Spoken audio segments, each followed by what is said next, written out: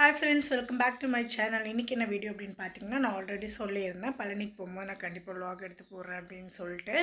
So இன்றைக்கி வந்து பார்த்திங்கன்னா January 31. இப்போ நாங்கள் வந்து ஒரு 5 o'clock ஆகுது. நாங்கள் வந்து வீட்டிலேருந்து கிளம்பிட்டோம்.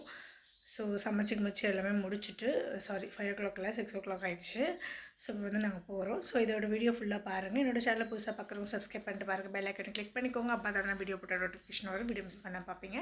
இப்போ வாங்க வீடியோக்குள்ளே போகலாம். ஹாய், காலையில் வந்து 4 o'clock கிட்டே எழுந்திரிச்சிட்டு குளிச்சுட்டு சமைச்செல்லாம் முடிச்சு அடுப்பெலாம் கொஞ்சம் கசமுசான்னு ஆயிடுச்சு. அதெல்லாம் க்ளீன் பண்ணி வச்சுட்டு அதுக்கப்புறமே வாட்டர் பாட்டில் தண்ணி எல்லாம் போட்டுட்டு எல்லாம் டிஃபன்லாம் வந்து அவரை பேக் பண்ண சொல்லிட்டு நான் போய் கிளம்ப போயிட்டேன். இல்லைனா லேட் ஆகிடும் அப்படின்னு சொல்லிட்டு அதுக்கப்புறம் நாங்கள் போய் கிளம்பி போனோம். சரியான குளிர், போகவே முடியல. அதுக்கப்புறம் குல்லாலாம் நான் போடவே மாட்டேன் என் லைஃப்லேயே.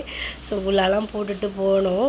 ஒட்டஞ்சத்திரம் வரைக்கும் பைக்கில் போயிட்டு அங்கேருந்து நடந்து போகலாம் அப்படின்ற மாதிரி பிளான் பண்ணி போயிட்டு பெட்ரோல் போட்டு அப்புறம் ஒரு ஸ்டாப்பில் வந்து நல்லா சூடாக டீயும் ஒரு வடையும் சாப்பிட்டுட்டு அங்கேருந்து நாங்கள் கிளம்பிட்டோம். அதுக்கப்புறம் எங்கேயுமே நாங்கள் ஸ்டாப் போடல. ஸ்ட்ரெயிட்டாக போய்ட்டு ஒட்டஞ்சத்திரத்தில் வந்து பஸ் ஸ்டாப் பக்கத்துலேயே வந்து ஒரு ஸ்டாண்ட் மாதிரி பிடிச்சி அங்கே போட்டுட்டு அங்கேருந்து நடக்க ஸ்டார்ட் பண்ணிட்டோம். சீரியஸாக நடக்க ஸ்டார்ட் பண்ணும்போது சரி நடந்துடலாம் அப்படின்னு தான் நினச்சோம். போயிட்டு ஒரு இடத்துல வந்து சாப்பாடு வந்து வெயிட்டாக இருந்துச்சு.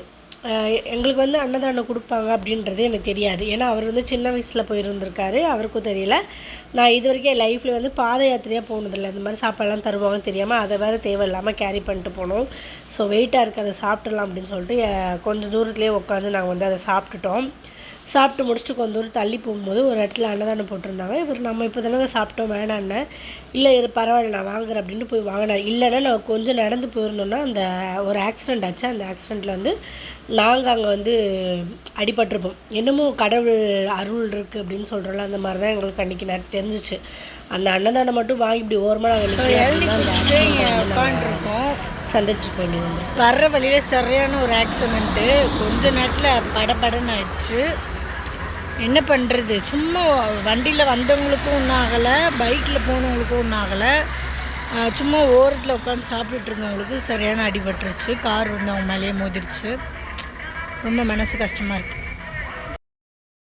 அது எல்லாமே முடிச்சுட்டு கொஞ்சம் ஜாலியாக அப்படியே நாங்கள் பேசிகிட்டே வந்து கிளம்பி போனோம். நடக்க முடியல. நான்லாம் வந்து சூடு தாங்க முடியலன்னு சொல்லிட்டு சாக்ஸ் வாங்கி போட்டுட்டேன். என் ஹஸ்பண்ட் வந்து சாக்ஸ் கூட வாங்கலை, அப்படியே போனார். கொஞ்சம் கொஞ்சமாக நாங்கள் உட்காந்து வந்து கடைசியில் 12 மணிக்கு தான் வந்து பழனி அடிவாரத்தில் போய் சேர்ந்தோம். அதுக்கப்புறம் சரி மேலே ஏற வேணாம், ஒரு 2 hour ரெஸ்ட் எடுத்துகிட்டு போகலாம் அப்படின்னு சொல்லிட்டு படுத்தோம். பார்த்தா மணி காலையில் 5 மணி ஆயிடுச்சு.